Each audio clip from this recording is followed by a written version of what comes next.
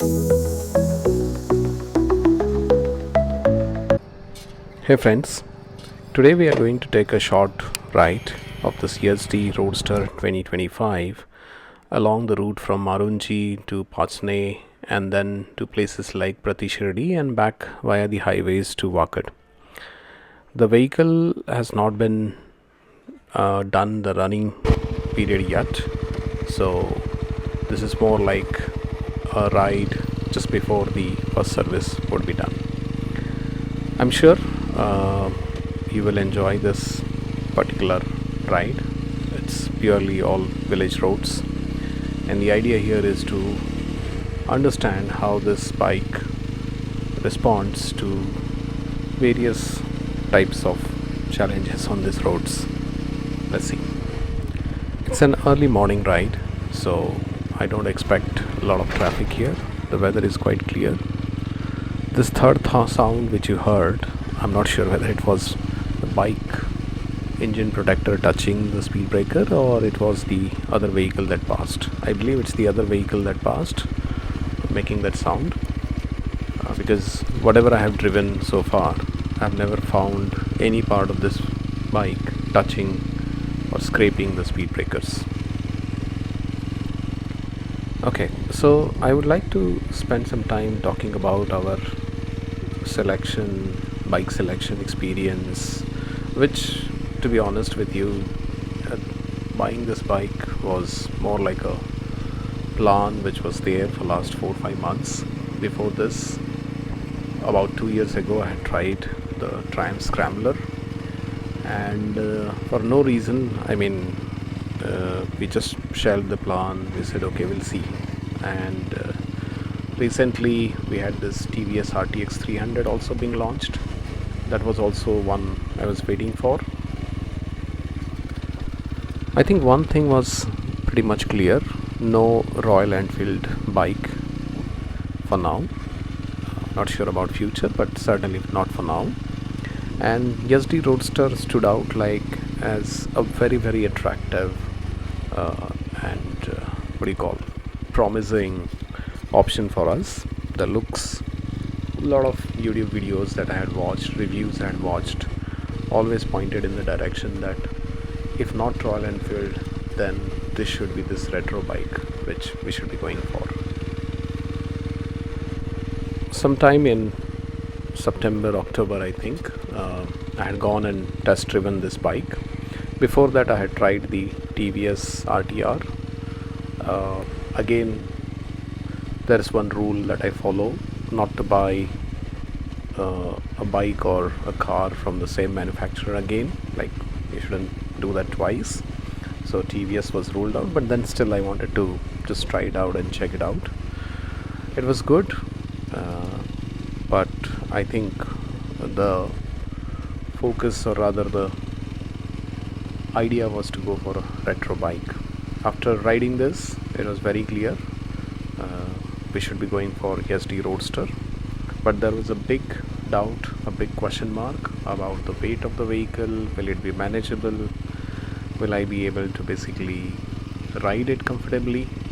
And again, since I'll be riding a bike after 20 years, so the first bike that I was riding was a TVS Victor long back when I was in Bangalore, and that was only for 3 months, and after that I moved on to a four-wheeler, and since then I've never ridden a bike till date.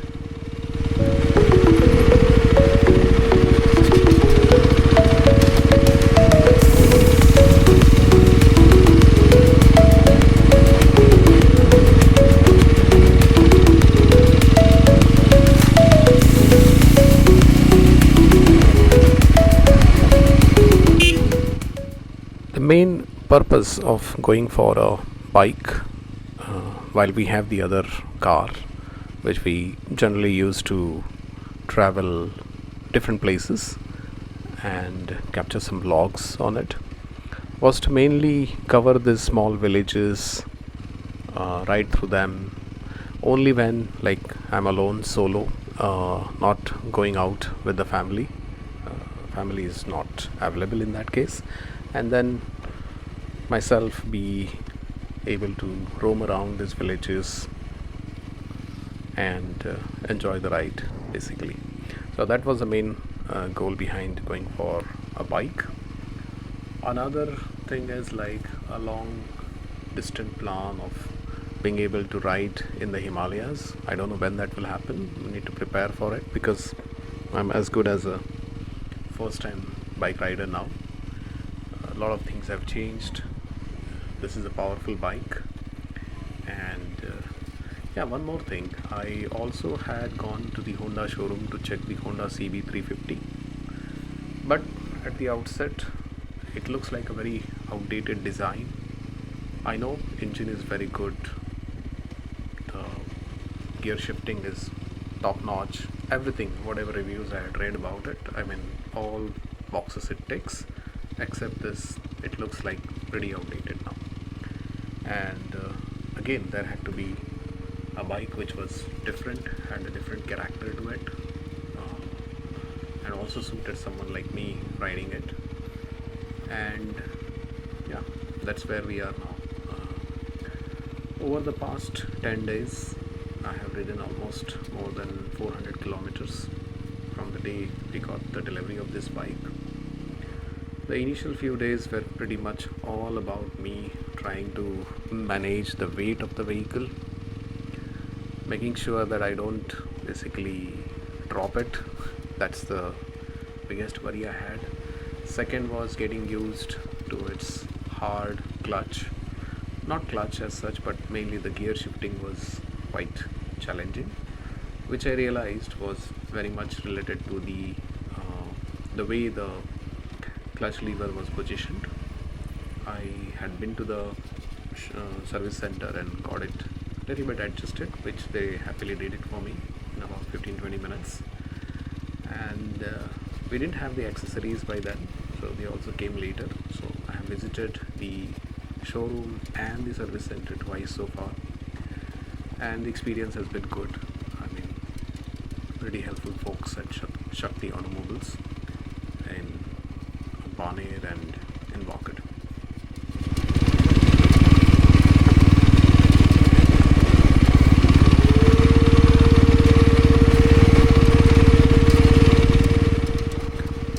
This is the roughest road, village road you can expect or ask for, and riding the bike hasn't been a challenge as such, but I would say certainly it bounces a bit due to a little bit of stiff suspension at the rear. It's not quite unsettling, but if you ask me to ride it for 50-60 kilometers or even more, then I'm sure it's going to be a challenge.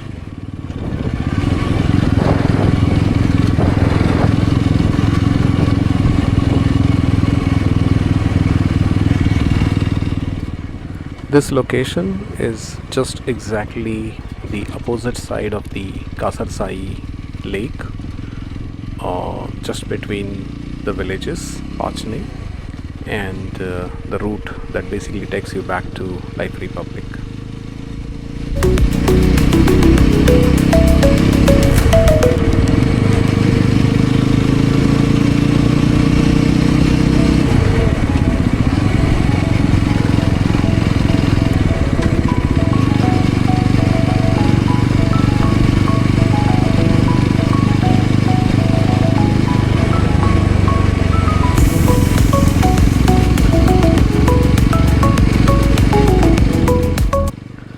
I had purposely avoided doing a too early review of the bike because first I wanted to complete my own detailed understanding of how this vehicle behaves, maneuvers, be comfortable at it, given that I'm first time riding a bike, and second need to understand the whole dynamics on different roads.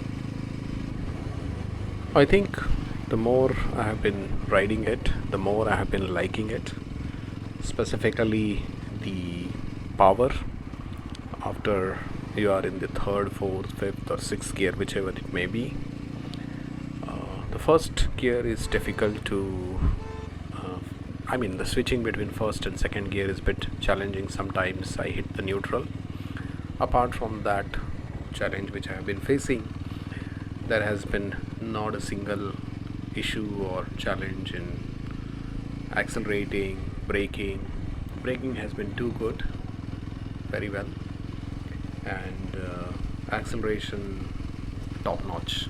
I tried in the guard section, hairpin bends, quite challenging ones actually, and it has been really so easy to ride on in such type of situations.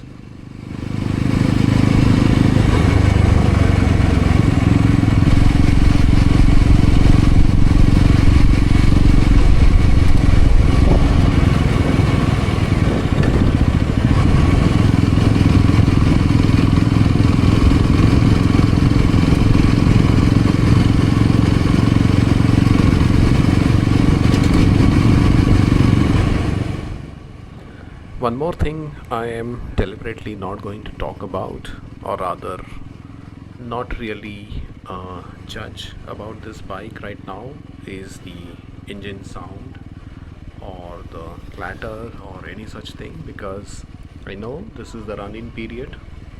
There will be a lot of difference once the first service occurs, and the best time would be once it has completed the first service. So I'll reserve that feedback in my next vlog when the service would have been done, and probably engineers or mechanics would have done what they are supposed to do to fine tune it.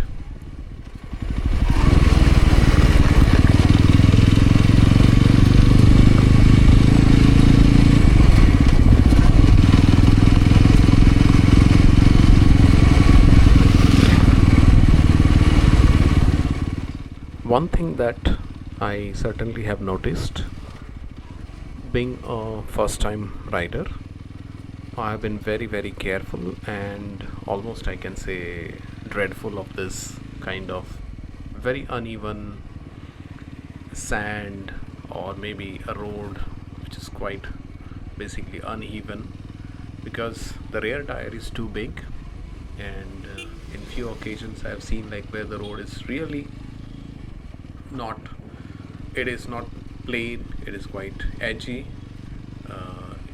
You basically have to be prepared for that. I mean, I won't say the bike wobbles as such, but you certainly feel that the traction of the rear wheel, or rather the grip of the rear wheel, is not adequate enough, because it's either only partially touching the road, so the friction is different. All I'm saying is maybe this is too early again, but yeah, something to watch out for.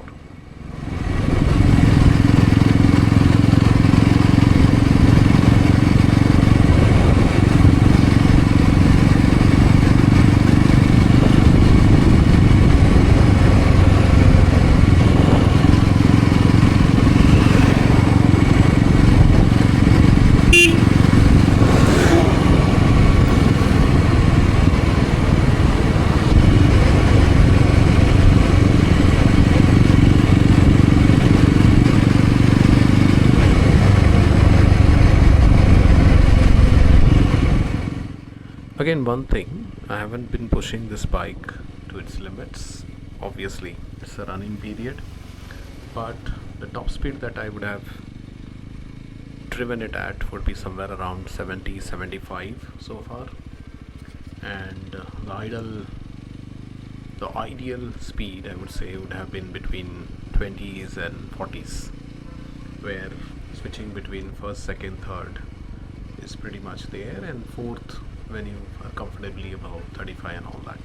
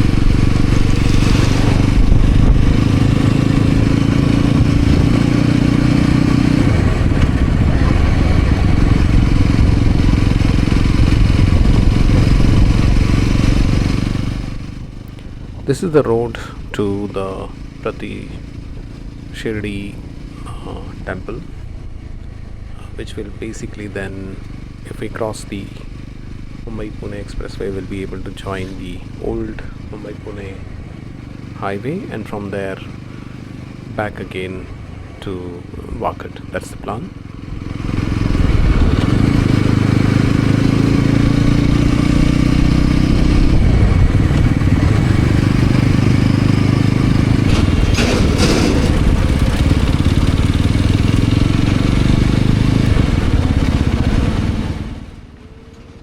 This is going to be a test now. Some more traffic, and there would be even more traffic when I get to the highway part. But one thing for sure, the fan does kick in. I won't say it kicks in quite often. Obviously, if I'm riding mostly or majorly between 20s and 30s, the fan would kick frequently, trying to cool the engine down. I don't think that is intrusive, or it doesn't really matter as long as it's doing its job effectively.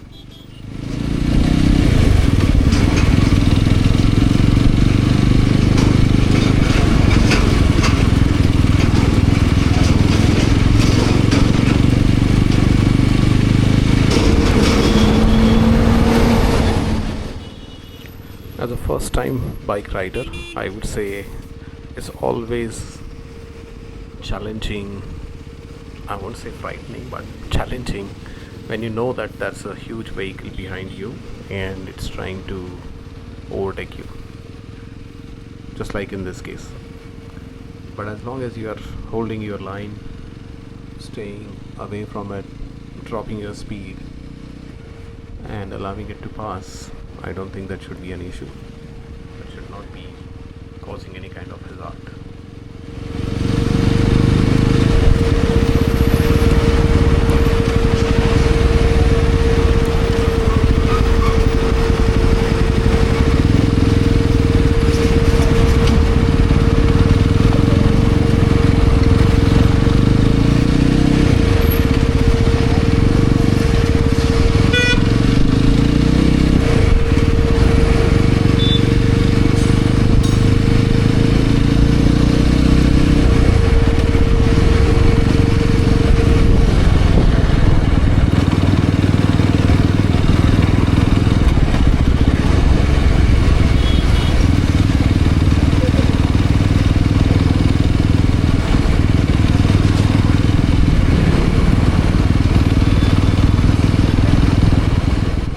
One big challenge I see is dealing with or anticipating oncoming wrong side riders, particularly the bikers, how they are going to maneuver, and you being able to not only stop, you just need to also, wiggle through that short space or time, whatever is available to you, just to not basically crash into or dash and then fall off. So big challenge, I would say, to manage.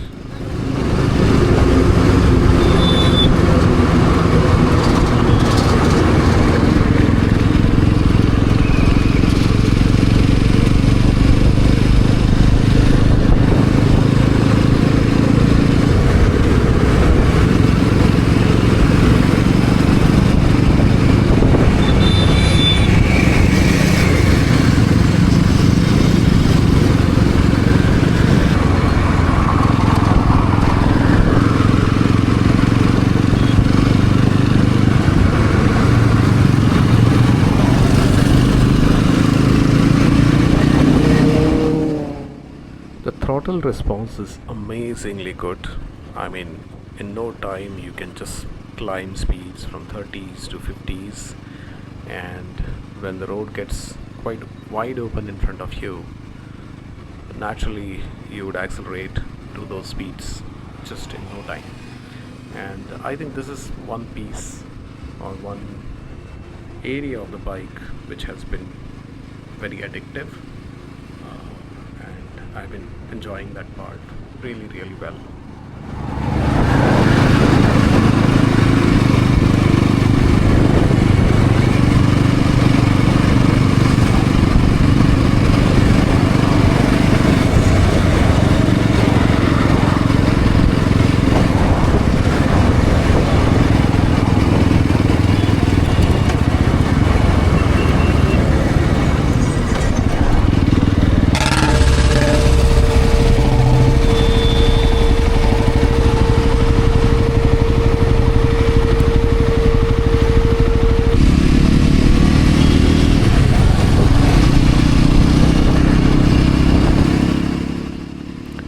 The stability is so damn good. I mean, it's the highway, big vehicles could be passing next to you, creating that airflow, but there is not even a slight twitch that this bike undergoes. You are riding it rock steady, and this is also something which I've been liking about it.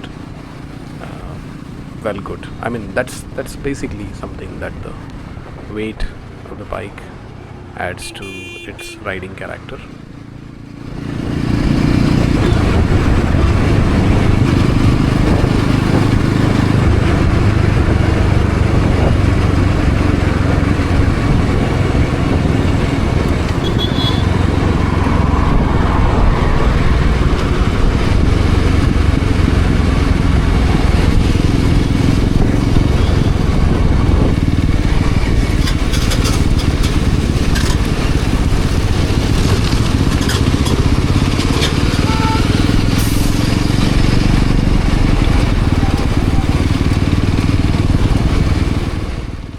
Now I'll be joining this Mumbai Pune expressway exit, which will then take me to Wakat. Mostly, I mean, so far the ride has been so brilliantly good. All types of terrain, all types of situations, and different kinds of speeds, different gears. Exactly the kind of riding that is needed for the bike to settle in. And I'm sure this will have a long-term impact on how the bike or bike's engine and everything will basically sustain for longer periods. Besides the bike, there was one thing that I didn't really talk about, was the hunt for the right gear. By gear right now I mean the helmet, which is a very must. Whatever helmet we received with the bike is really good looking, very nice, ISI mount, but we had to go for a proper safety standards based helmet.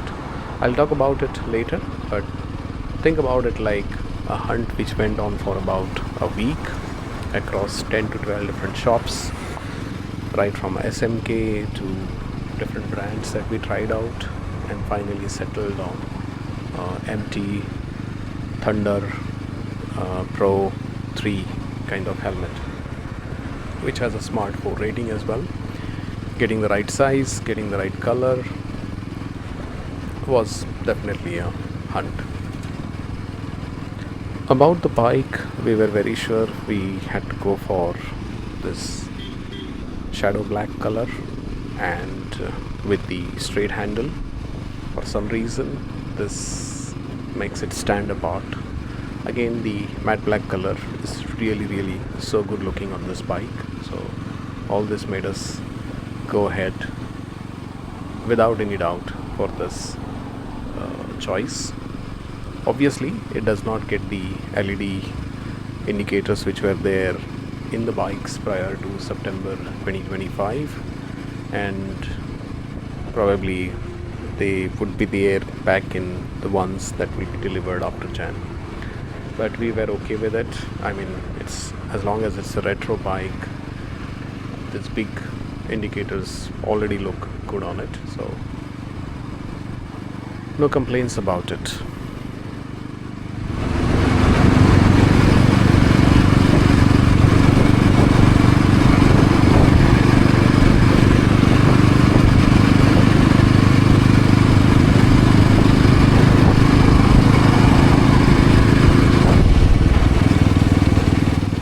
I hope you enjoyed this village tour, I would say, on a bike, something different than our earlier vlogs, and hopefully I would be able to do some more in the near future and bring in some more feedback on the bike, specifically after the first service has been done, and hope to see you soon. Stay tuned. Thank you for watching.